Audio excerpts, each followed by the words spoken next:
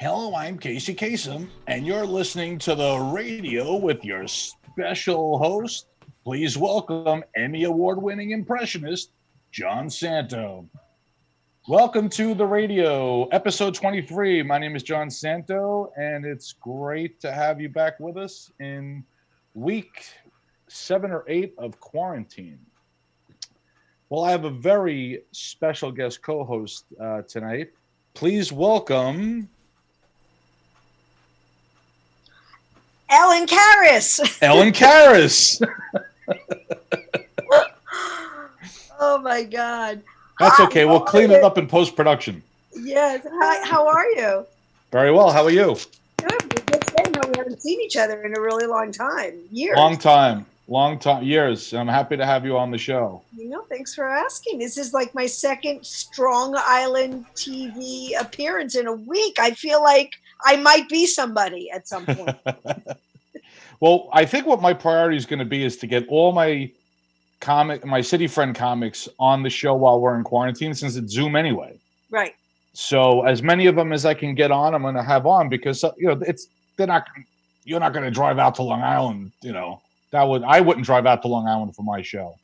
Oh, John, I would drive out to Long Island for your. No, I know you would, but this is much better. You could be in your house. Well, this is not going to go away, okay? Because now people have found a way to communicate. Yep. I mean, it doesn't replace a live show, of course. Let's make sure the audience knows that stand-up comedy ultimately should still be live. Yep.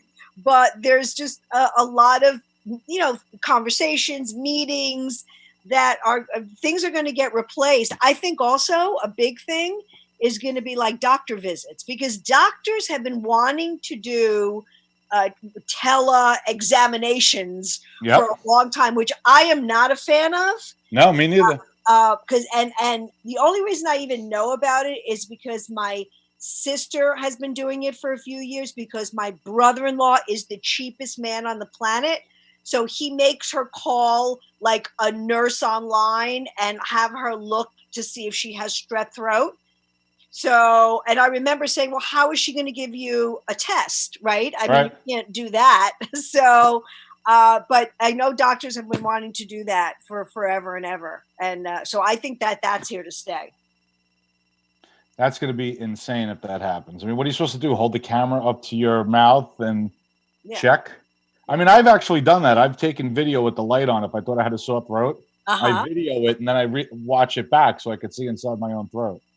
Oh, wow. So that's a self-examination. Self-examination. And then you give yourself a diagnosis. Then I give myself a diagnosis. I have a little prescription pad. I write out the antibiotic.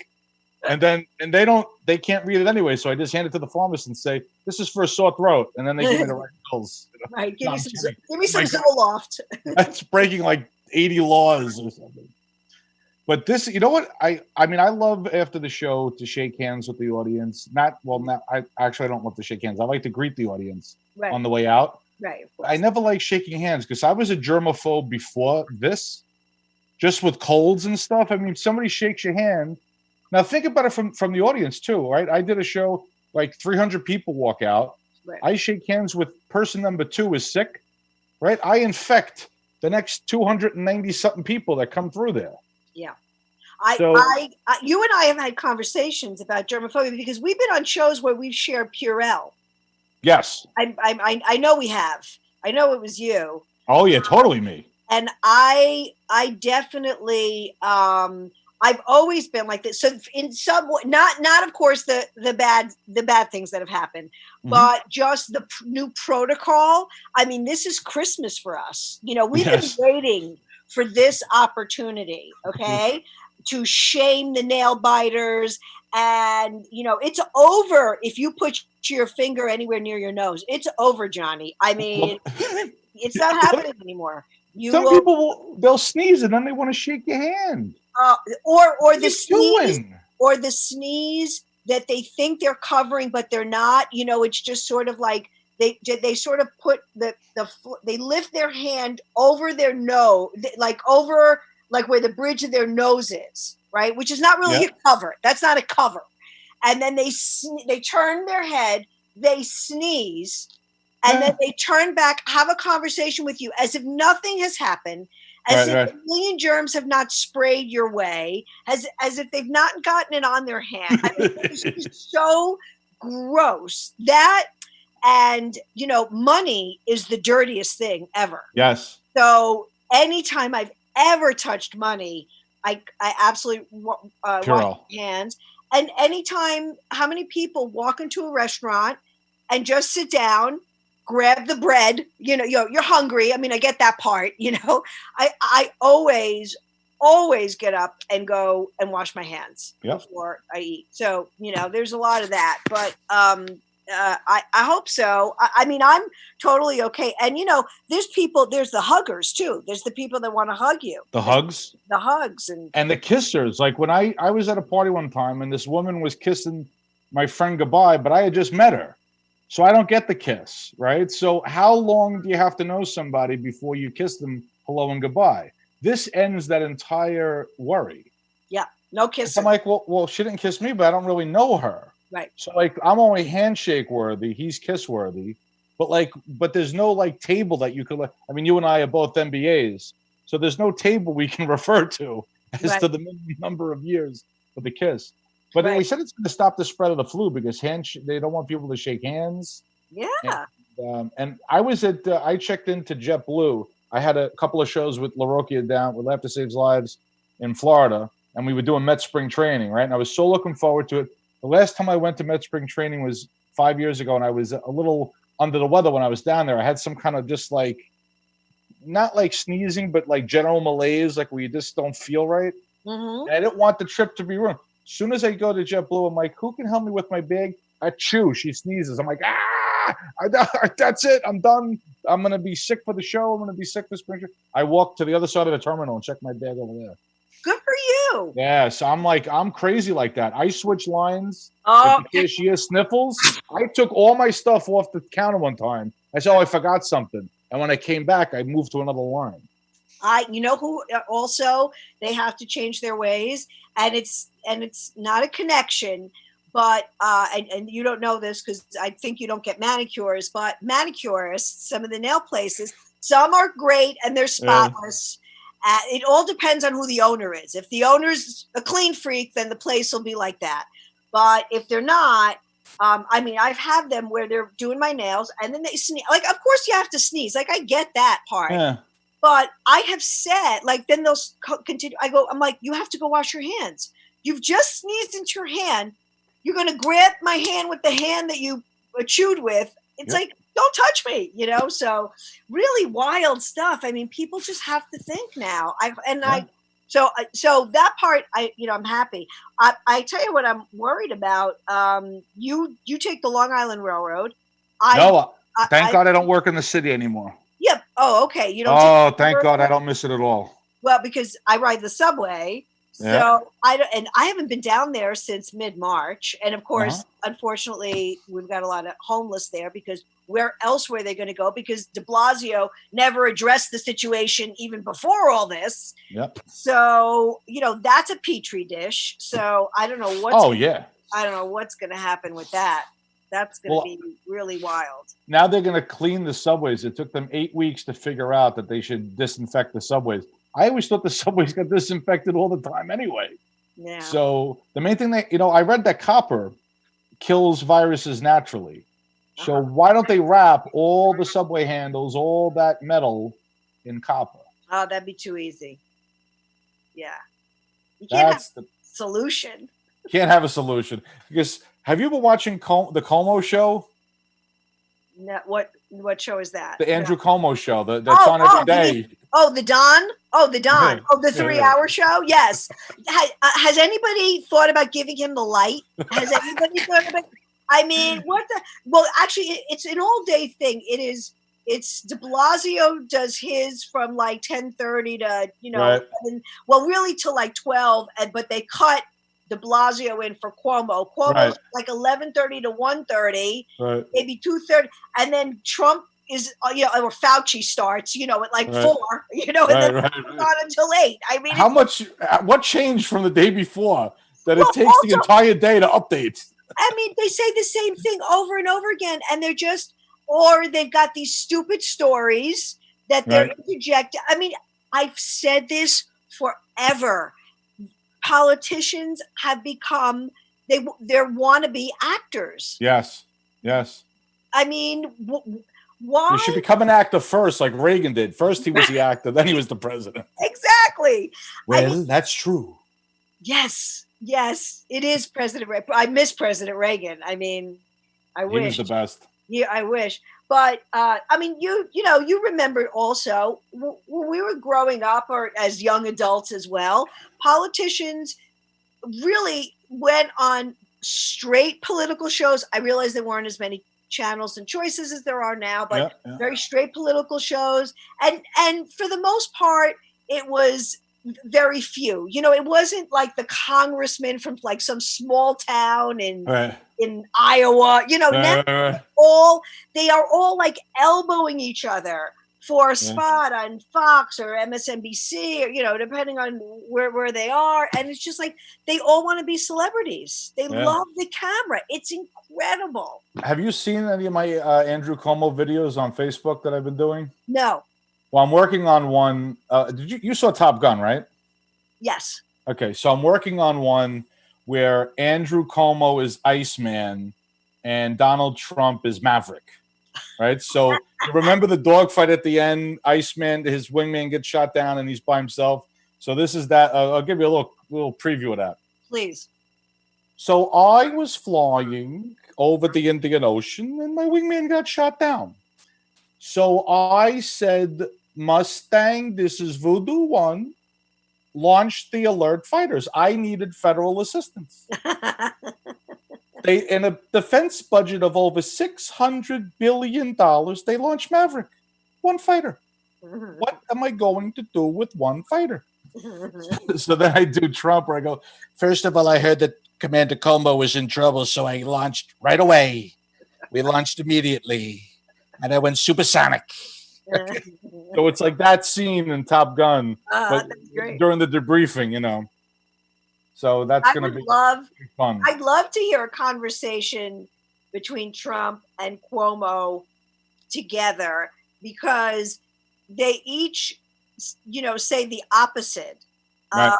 And Cuomo, actually, to me, has a lot of splaining to do as to what went on with the nursing homes. Yeah. Because that's, I don't know what language I can use here, but that's BS. That is total BS. Well, I saw you retweeted Pataki's wants an investigation of something. I saw that on your page. Yeah, just now. Yeah. Yep. Yeah, see, I've researched. I'm well researched. The radio, we do a good job here. I see that.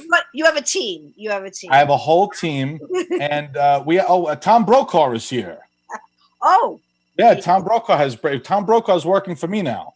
Oh. Big news. Big news, Tom Brokaw. Good evening and welcome to the radio. This is Tom Brokaw. We have breaking news. We're still in quarantine. Thank you. This is Tom Brokaw.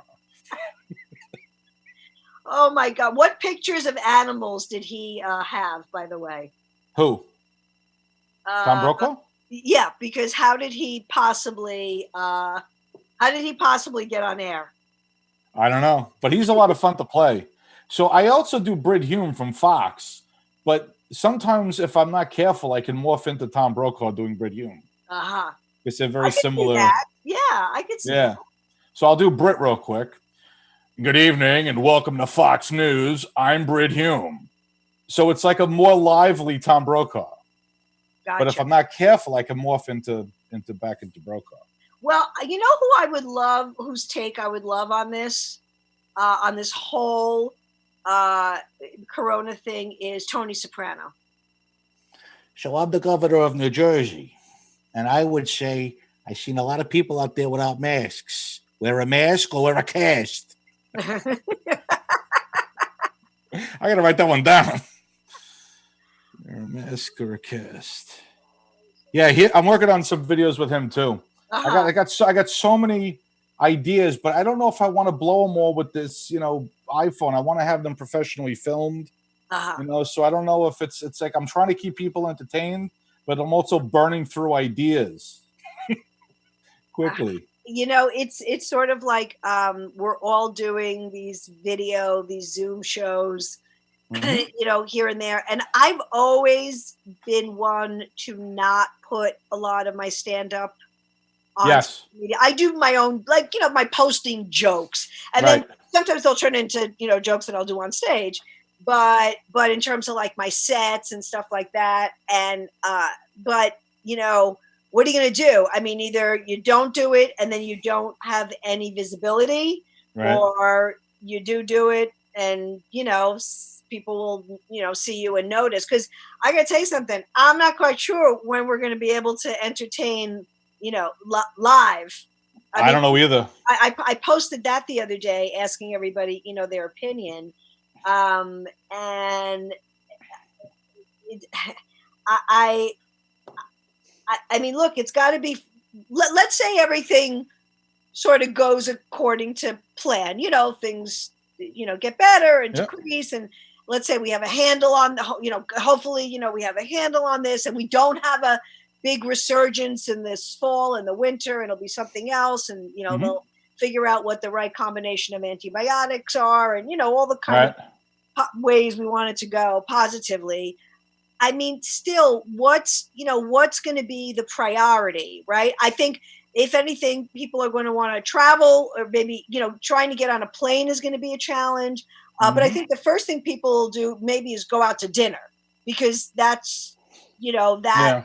restaurants will be able to set that up. I mean, even Broadway theater, like what if it's fun. I've been going to Broadway my entire life, Mhm. and over the years they have put more seats in these Yeah. Yeah. theaters. So it's going to be very interesting, and these productions are very, very expensive. So, like, what's that going to be like? They're going to fill every like fifth seat. And as Right. far as comedy goes, I mean, you and I also we don't just do clubs. I mean, that's not like our main source. It's Mhm. fundraisers, it's Yeah. private stuff. That's more of what I do and you do. So Mhm. even still, though, fundraisers are about selling as many tickets as you possibly can Right. to raise Yeah. as much money as you possibly can. So, this kind of defeats the whole purpose. Nobody's going to do a fundraiser if they're not going to make money. Right. It's very interesting. And how likely is the audience going to want to be to come out? Let's say they say it's completely okay to go out again, right? Let's say, argument's sake, June 1st, right? First of all, if we're in quarantine on Mother's Day, we have to extend it to Father's Day. Because if my wife is in quarantine for Mother's Day and I'm out enjoying my Father's Day, she's going to kill me dead. So they have to make it. It's either one or the other, or both, or nothing. That's it. They got to decide. But let's make it June 15th, right after Father's Day, or whatever. July 10th. How likely are people gonna want to go out?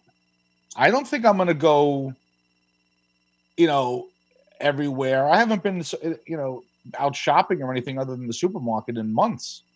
I don't know how likely I'm going to want to be to run back into a store or something, or Right. so, Well, if I don't have to go. Right. Well, I think it also depends on what the protocol is, right? I mean, if you go into a store and there's plenty of room for you to walk around, and Right.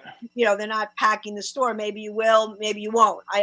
But same thing probably with the restaurant. But no, it'll be a very slow progress. Things like parks and beaches, I think Right. that'll Yeah, be. It's they're outside. outdoors, and Right, then right. sunlight they say kills it. So Right. I think that how you see people running back to the outside. I don't know Right. how likely people will be to do that on the inside. Right. And well, now we thank God for us, we are coming into the warmer months. Right. So if anything, it makes people be outside less. It'll be interesting to see. And you're a huge baseball fan. I hope. Oh, they can't see, the audience can't see. You've met in your Met regalia.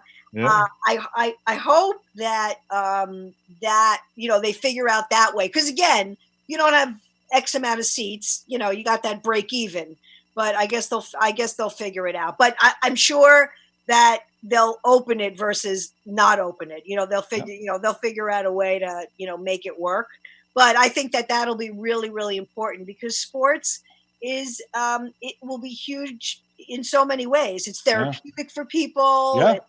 It's a big part of their lives. So hopefully, that will probably be a bigger thing than going to the theater, going to a comedy club. I mean, movie theaters really have been a bit on the downswing. Yeah, because why do I want to watch it in a movie theater? I can watch it in my house. Right. Well, with Netflix and and Hulu and Amazon and all that. The only thing is, a movie theater don't have a barking dog, but other than that, it's the same.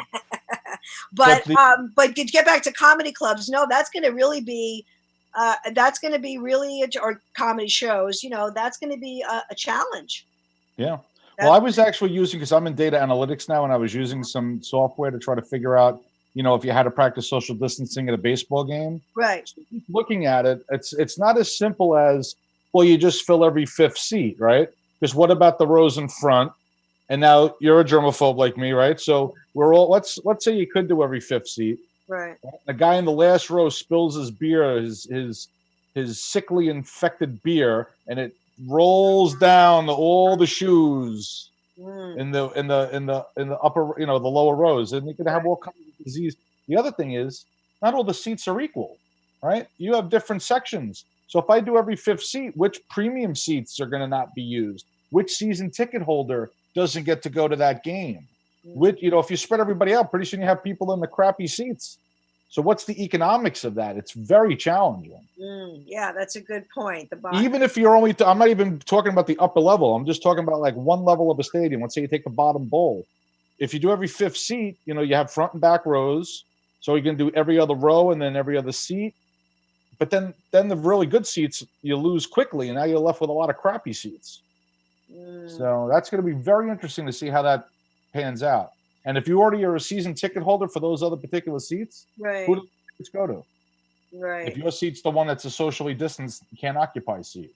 Right. Very challenging. What would Robin Leach say? He'd say only the expensive people get to go to the stadium. You know who I'm thinking about if they make a movie about this? I was thinking like who would play the key people?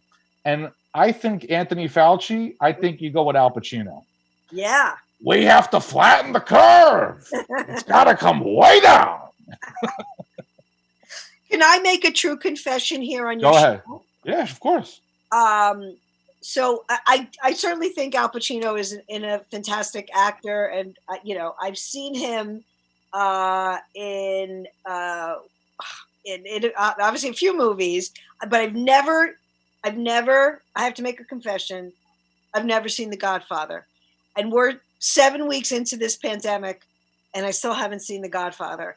And my husband can't believe and he's saying this since I met him many years ago, that I've never seen The Godfather. So I thought during this time, this would be a good time to see it, but I haven't. But I did see Serpico. Okay, that's been on a lot. I've seen that. It's been on a lot. It was on. So I did watch that.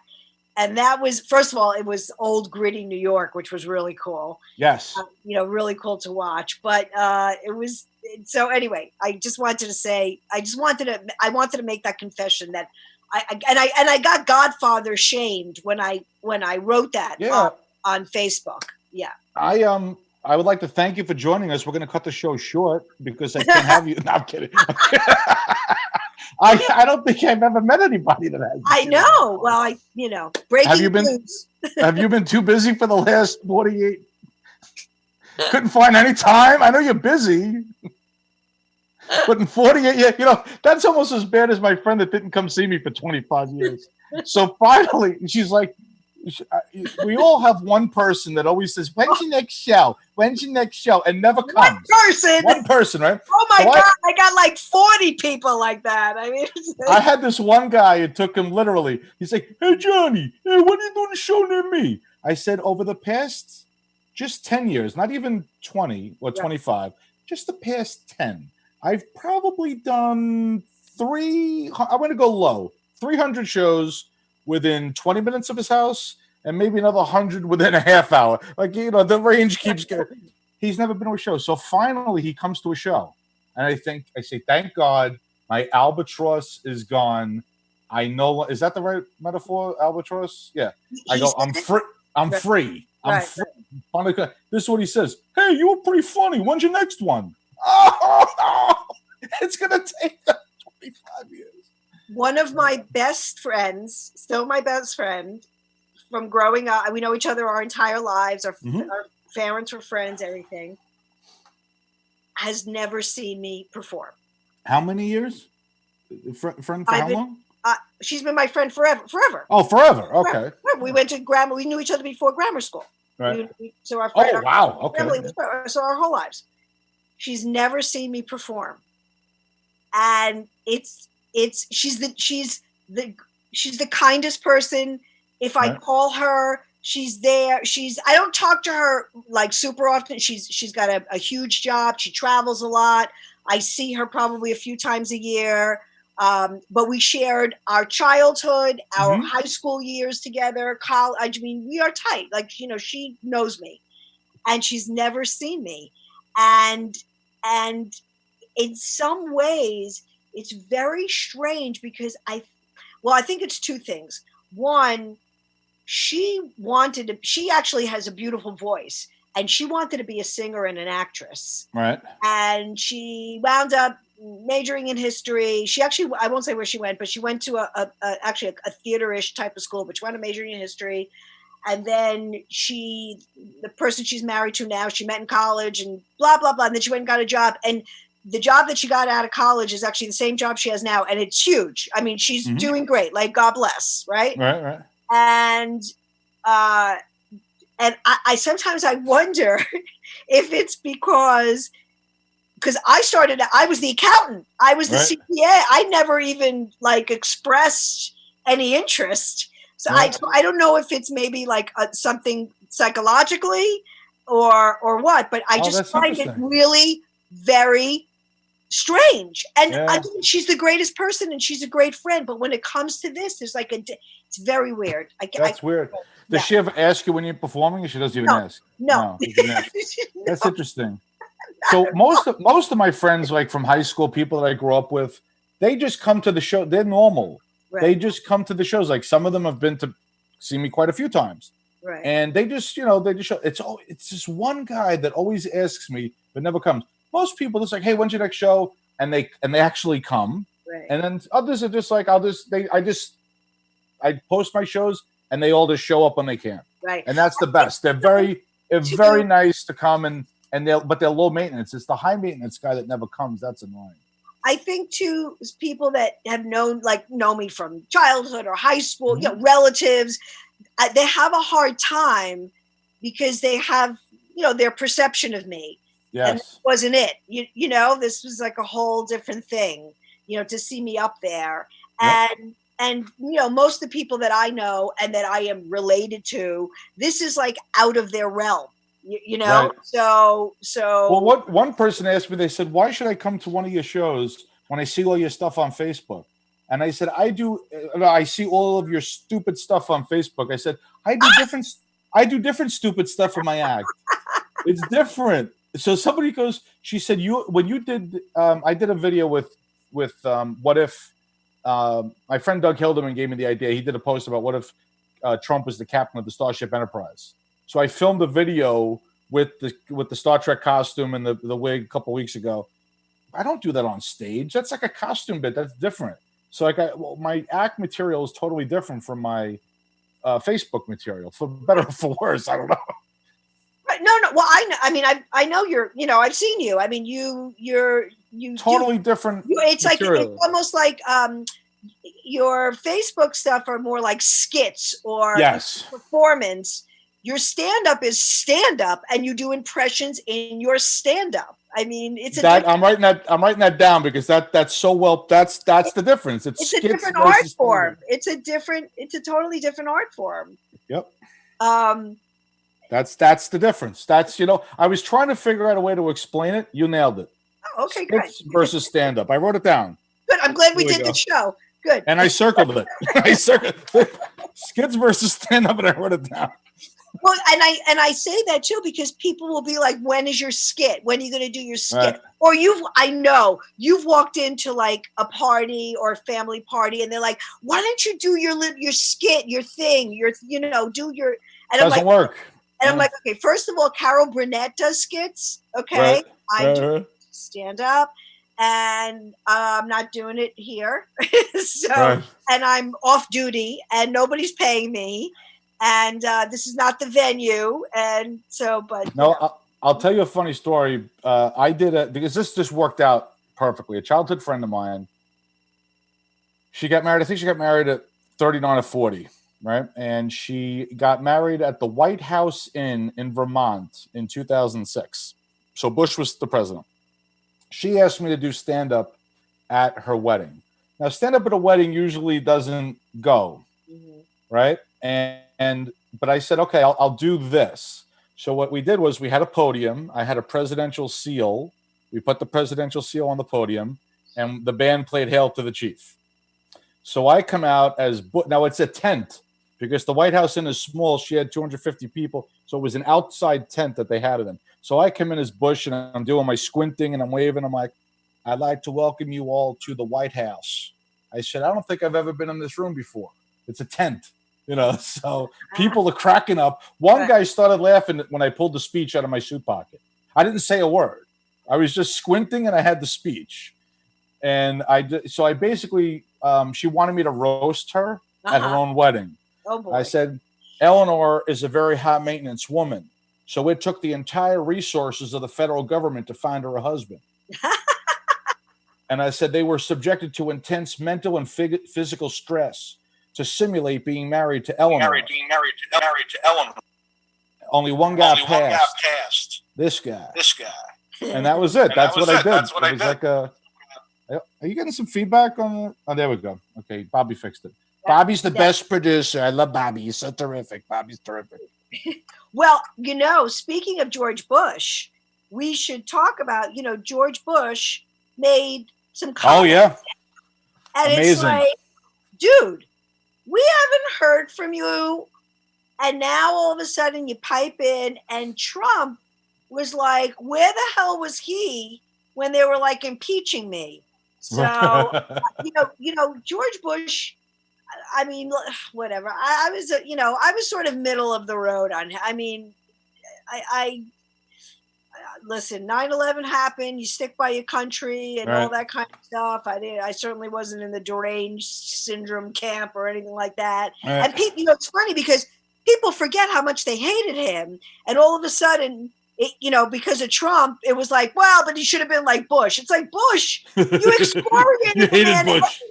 every day. He should have been in jail. He was Hitler. But I think kind of like big balls to all of a sudden come out and start. So you haven't said anything at all, and now you decide to say something because it was well produced though. I'm it's what's interesting. Oprah had him on the show after he was an ex-president, and he was talking about why he couldn't do certain things with Katrina. Why all the federal rules, the state rules, all this other stuff, and the federal government. It's very hard for people to understand. It doesn't matter who's the president, right? I have worked with the federal government. I've analyzed the federal government in different business jobs that I've had.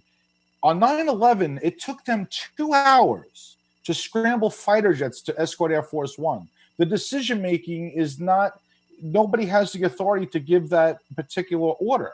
So they're like, and Cheney gave an order to shoot down the plane. He can't give an order to shoot down the plane. Nobody can. Oh, that goes to see, everybody thinks the vice president's the next in charge. The vice president is specifically not in the chain of command.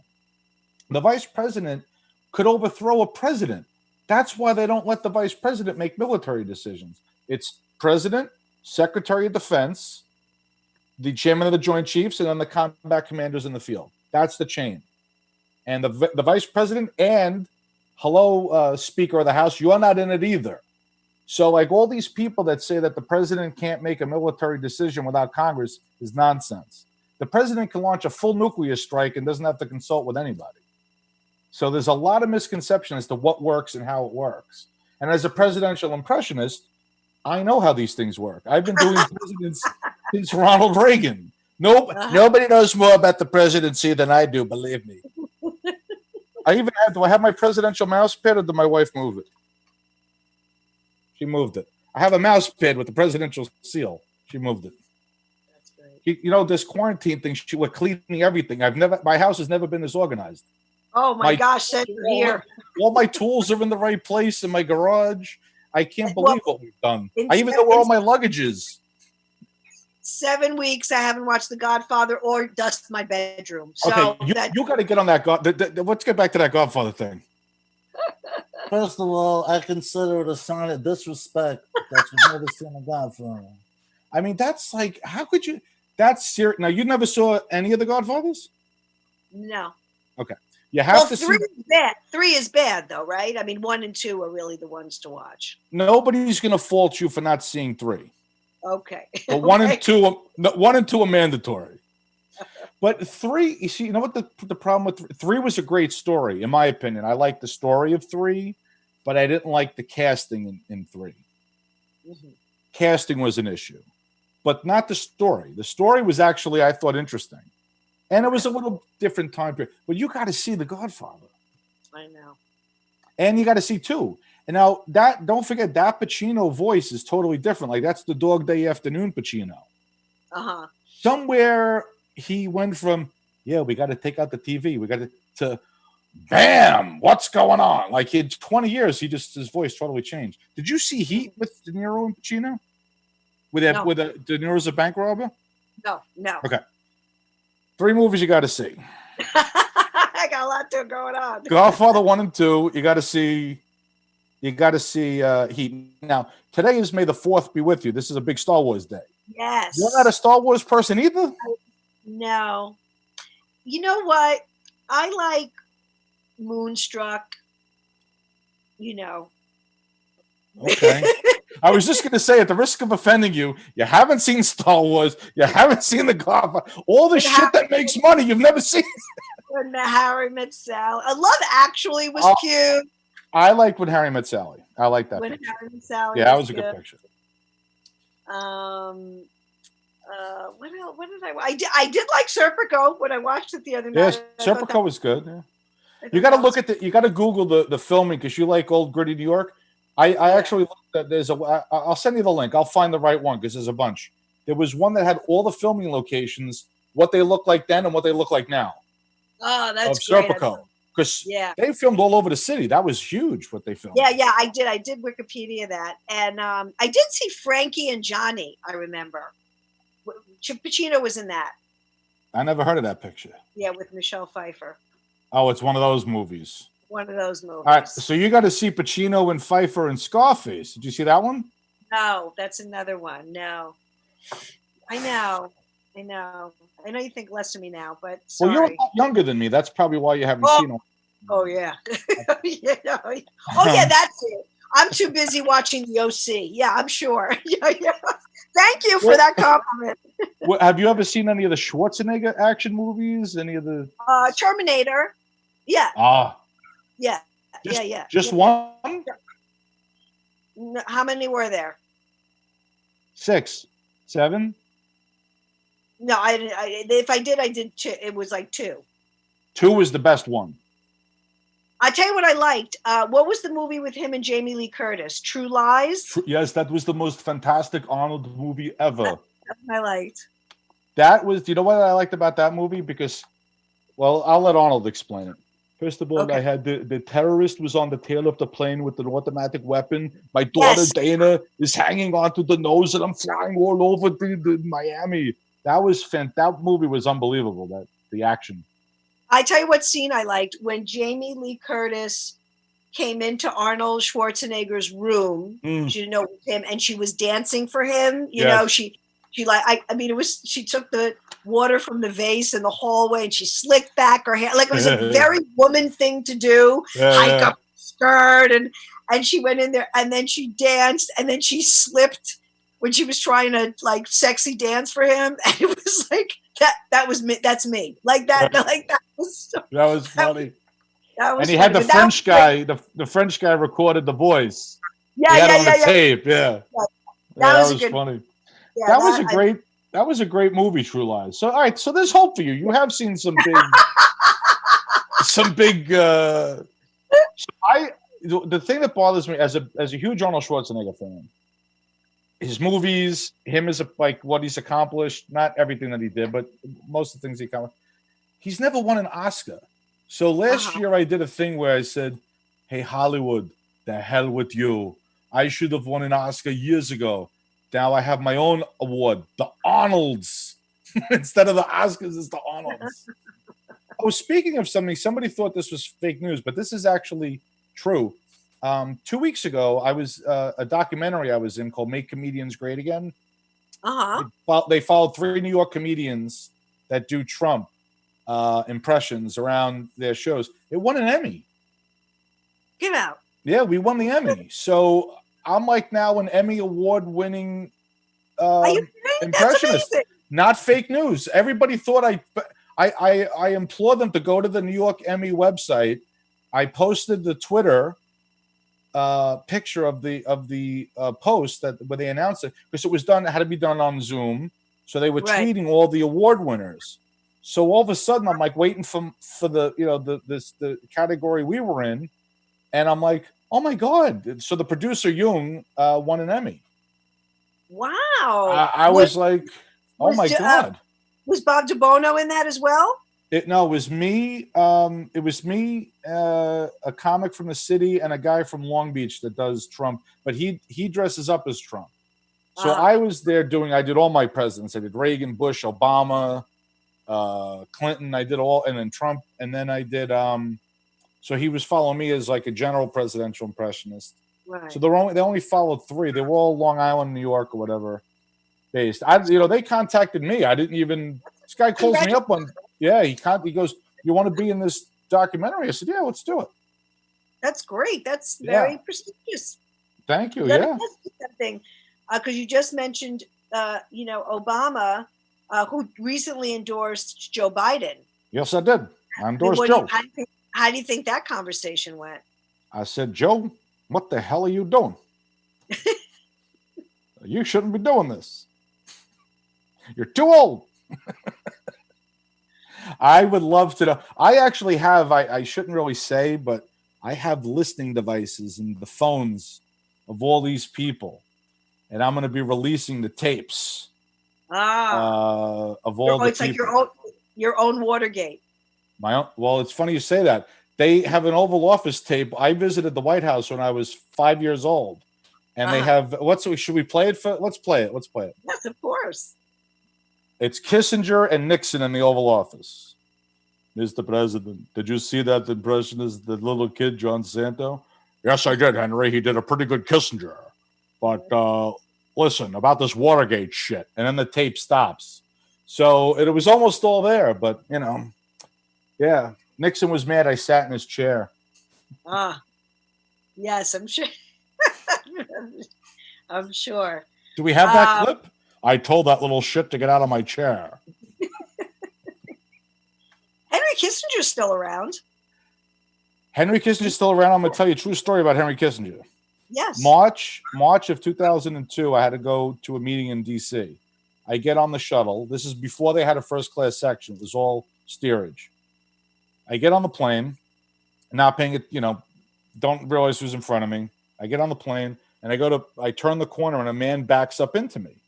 I'm like, "I'm sorry, sir." He goes, "It was my fault. Have a nice flight." Turns around, Henry flippin' Kissinger. It's the 7:00 shuttle, so it's like 6:45 in the morning. I had to wake up at 4 to get to the LaGuardia because I live out on the island. So I'm too asleep to do anything. I'm like, "Oh my God, it's Henry Kissinger." What I should have said was I should have immediately gone into my Nixon impression and said, "Henry, I'm back." But I couldn't think of it. I choked. No, but we do better at night than we do. I mean, that's really too early. It's 6:45 in the morning. I've been up since 4 a.m. because my car got here at 5. I got to the airport at 6. Yeah. And whatever. Right. Too tired to do a good Nixon, to even think of it. I thought of it Yeah. later. After we get off the plane, I'm like, shit, I should have done Nixon, Yeah. Oh, so That's the there's problem when those things happen. You got to be prepared. right. So I should actually carry a card. I should have a little flip chart in my pocket. If I meet this person, say this. If I meet this person, say this. Well, that sounds like a lot of effort. A lot of effort on the off chance. Right, exactly. That's why I always say, oh, I should keep my set list with me and stuff like that. I never do. I keep it on the phone now. I put everything on the phone.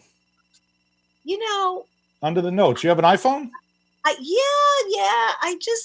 I'm still in some ways a paper person. Yep. I like to write. I like to, I also type jokes, but I print them out and I bring them. I'm like, if you remember when we do shows together, I always have like a notebook. I always have my things and, I date everything and stuff like that. Obviously I use my phone and I text and all that. And and I do social media on it. But when it comes to jokes and real typing, it just doesn't connect with me as well. And I just can't, I've even gone, like if I've done a late spot at Broadway Comedy Club and I want to try out some new stuff. And although I really, if something isn't an open mic, I really don't like to bring my phone or notes on, but at 11:30, 12 o'clock at night, who cares? And sometimes like I'll bring my phone to make reference. And it goes back to like, I got to put my passcode in, like you say the joke and then I look down and it's like, and then I'm like, it's like, forget, I can't deal with this. Where's my paper? Where's my index card? The nice thing about the paper, the index card, you don't have to worry about getting locked out, the battery dying, all this other stuff. The phone ringing, a text popping up, I timed my set one time. Right. Well, you put it in airplane mode. That's the first. You put it in airplane mode. Then you can't get anything incoming. But I forgot to turn off the screen. So I think I'm timing my set, right? And I'm going to look at the phone to keep track of the time. The screen is black, locked. Right. Because I forgot to put on never lock. Just have the phone on the whole thing. It's weird. I do all that. Yeah. I do it on my watch now. I keep the watch, a simple stopwatch. I can look down. It vibrates. It does all this other stuff. You're very fancy. I'm so fancy. It's so fancy. Let me tell you something. I've been having so much fun with my Como and Trump together impressions. Like him as the Top Gun. I'm still working on that one. Bernie Sanders is the commanding officer of Top Gun. Oh, he is. He is, because remember what that the reason why I did that is because only the top 1% of pilots go to Top Gun. So I go, you are the top 1% of 1% of 1%. You're the best of the best. Bernie Sanders is clinically deranged. You know that, right? Yeah, I think all of them are. It's like the stuff that's come out of his mouth. It's like, what is he talking about? I know. Oh, he's from another planet. But this is it for him. This really was his last shot. So, well, I'm a little nervous about this election cycle again because I only care about one thing. Right. Can I do the voice? Right. Of course. No, that should be your priority. So Hillary had to be stopped at all costs because I couldn't do the voice. So I spoke to people in Russia. And I said, what can you do to help me? And Putin's a big fan. So he loved my Obama. So so we got that done. We got the computers hacked and whatever they had to do. I don't care what they had to do. Right. It's okay. But Biden, I'm worried about. Bernie Sanders, at least if Bernie Sanders is I don't sweat on election. Either voice I can do. Right. So either one is fine with me as long as I can do because I only care about the material. Of course. So I'd rather both candidates I can do the voice. Right. Not your freedom or nothing to do with that. Did you ever see The American President with Michael Douglas? I did see that. Do you remember that speech he makes where he goes, John Santo doesn't care about your problems. He only cares about two things. Can he imitate the president? And will you laugh at it? Of course. That was classic. And you know who I can't do? Michael Douglas. You can't? I can't. I've tried. I can't do Michael Douglas. I have to go to Rich Walker. Rich Walker's like my Yoda. Rich Walker has helped me do. He helped me with my Trump impression. Did he really? Yes. Does Rich Walker do impressions? No, but we were in a car together 4 years ago, and he said, "How come you don't do Trump?" I said, "I can't do him. I can't do a good Trump." So he said, "Well, let's work on it." We got 2 hours, and I kept working on it. Then we called Karis, we called Steve Lazarus, we called Eric Haft, and I'm like, "Is this good? What do you think?" And they all gave advice, and then I actually did them that night. Karis, Eric Haft, that's like a Long Island stew. Like a Yes. Long Island comedy stew, right there. At various points in the trip, they might have been calling Rich anyway, so we were kind of like, "Hey, well, we got you on the phone." That's so funny. That was fun. I actually, when he was still campaigning, I can't remember. I guess when he was the only one left, or maybe it was even still when there were other candidates. I actually did an impression of him. Of who? Of Trump. And Let's hear it. I put it on YouTube. I had this horrible wig and the whole thing. And then it was funny because I was going to continue on, and I was like, well, I don't know. He's not going to, is he really going to win? And then he wound up winning, and then I never did it. I'm not committed. Like, I also did this character, Yaya Tessie, which was based on a little bit on my grandmother. And I did it once, and I haven't done it again. But you're inspiring me to do these, these characters. But I always inspire people to do impressions. You do just like I just it's. What does he say all the time? It's the best. It's fantastic. It's fantastic. It's fantastic. The best. It's ever. This is the best. I think we're going to see numbers like we never saw. Ever seen before, ever. And it's going to be the best. It's going to be better economy than the best economy we had before. When I said it was the best economy, and Melania is the best first lady. And stop asking me questions about her. Just stop asking me questions about Aaron. Stop. Just she's a kid. He's 13. Out of the house. I think he's 13. I'm not sure if he's 13, but I think I don't know if because we worked together probably right before I started doing him. I don't know if you've seen my Trump Viagra spokesman bit. I did not. You've seen the bit because I've done it. I keep adding to it as new people. But Trump, I don't think you saw. So basically, like, he takes over Viagra. It's like, first of all, men are having better sex than they've ever had before. It's the best sex they've ever had. Nobody's seen sex like this. Nobody. But it's more. I build up to a whole thing with it. I can't wait to work with you again. You could see it. Yeah, I shouldn't really be doing impressions in front of you because you've mastered it, and I'm like, oh, please. It's not like I won an Emmy or anything. I never addressed you by your official title. I wrote it down, but I didn't say it. I didn't say Greek goddess of comedy. Yes. I apologize. That's okay. See, I'm only a presidential. You're a goddess, Greek goddess of comedy. Yeah, right. Yeah, it's all work. The goddess thing is all working out. It's just. Oh my God! It's 9:55. I am just zooming to the top. Yes. Zooming to the top. To the top, see, look how quick it was. You know what? This is you and I always can. We can talk forever. Yeah. Well, we always could. But I thought we had more time. I thought it was 9:30. No. I'm a terrible timekeeper. That's okay. The worst. That's good. That's a good sign. This was awesome. Well, Bobby, how much time do we have? Yeah, it's about that time to wrap it up. It's time to wrap it up. Yeah, you got like 3 minutes. 3 minutes. Any other stories you want to tell, Ellen? If you want to tell people how to see you? Yeah, I want to just give a plug.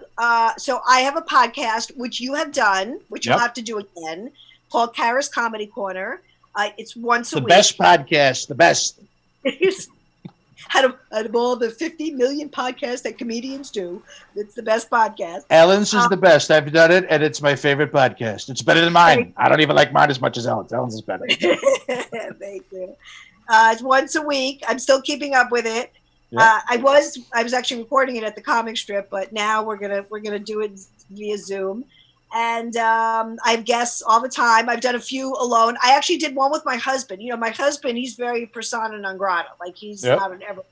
So I got him to do it with me because we were quarantining and he was the only guest I can get. And he's the only one that would come, you know, with me. So He was the best of what was available. that was it. He was in the green room and I said, "Come on, you're on." And he hated every minute of it. He hates every minute in the house with me. Well, we ran out of things to talk about, like, you know, on week 3.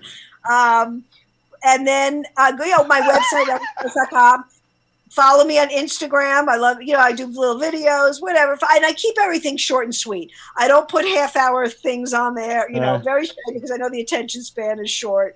But Instagram, Twitter, at Greek Chick Comic. And then I'm on Facebook, Ellen Karis, Greek Goddess of Comedy, or just, you know, I don't know. I tend to use just the personal page. It's totally fine, too. Cool. And, you know, I have a YouTube page. I got some stuff on there. You know, I'm doing, like, listen, just do something. I don't even ask for contributions. I'm just like, just watch me. Just somebody send me some love. Send me, you know, click me a like. Just something. I got to do the PBS thing. I'm going to start asking for donations. I'm going to have like a telethon. You get like a bag. I'll give you like a thing, a bag or something. Yeah, I got to come up with merch. I'm not a merch person. I mean, I have a DVD. You know, if anybody's interested. Although we're giving stuff away at this point. It's a fire sale. It's a comedy fire sale. I was on a cruise with my kids, go ahead. We're basically, you know, I basically become the Corvettes of comedy. You know what I mean? I was just giving it away. I know what that means too. I'm just a relic, you know, just an old relic. The Corvettes. That's funny. That's funny. My kids and I, we were on a cruise many years ago, and the guy, the magician and his wife kept saying the DVD, buy my DVD. And my kids were going, as we left the theater, my kids are going, buy my DVD, buy my DVD. Like he said it probably like 3 times too many, like twice, 3, plenty. He kept saying it, you know. Oh, it was funny. Some comics, I mean, God bless if you can do it, but they come with trunks, and, you know, keychains, T-shirts, and I can't. The DVDs were stressful as it was. I was just like, I'm done with this. And now nobody buys those anymore. You know, everything is a download card, which is actually better. But listen, I mean, unless you're Sebastian Maniscalco or Vic DiPotetto, like no one's buying my shit. So Right. So that's it. You know? Well, I've actually been getting, my autograph is worth like 0. But when I signed a surgical face mask, it was going for big money. Oh, really? No, I was kidding. I did that as a joke early on. Oh, okay. Early in the crisis. So there's producer. Say hi to Bobby. Hi, Bobby. Hello. Bobby's terrific. We love Bobby. Yeah. Well, I want to thank my special guest co-host, Ellen Karis, who did the Greek Goddess of Comedy. Fantastic, as always. And I can't believe the show went by that quickly. That's a good show if it goes by fast. I know. Thank you for having me. Thank you for inviting me. I really appreciate it. I love My it. pleasure to have you, and get home safe. I will. So basically, click leave meeting, and we're all home safe. Right. I can't wait. I can't wait to be back in the studio with Bobby and the guest. I can't wait. Especially, he's right around the corner. He's literally around the 6 corner. blocks from the studio. Oh, you're kidding. Yeah. No, I walk there sometimes. Yeah. I know. We need some. Listen, your feelings with Bobby. We need manicures. Okay, there are women that are freaking out on the Upper East Side with no manicure, the hair, the whole bit. So they're gonna need a power sander and a chainsaw to cut these nails. If people don't get it. I'm gonna forget it. I'm gonna need the facelift and liposuction by the time we're done. But thank you for having me. Oh, thank you for coming on. I appreciate it. And thank you, Bobby, and thank you for listening. Yeah. And that wraps up episode 23 of the radio. We'll see you next week.